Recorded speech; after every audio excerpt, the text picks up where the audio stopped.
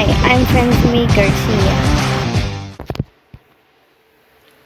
I'm 18 years old and I live in Malabon City. These are my hobbies. Heaven, when I held you again, how could we ever just be friends? I would rather dive and let you go. Juliet to your Romeo, how I heard you say.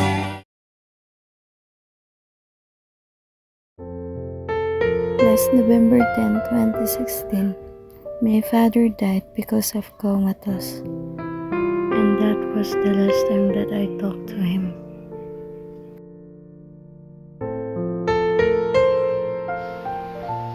Oops, na-accept ko na po yun, sir.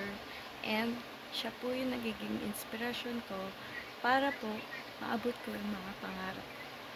And ayun lang naman po ang about sa akin because wala naman po akong nagagawa recently. Thank you, sir.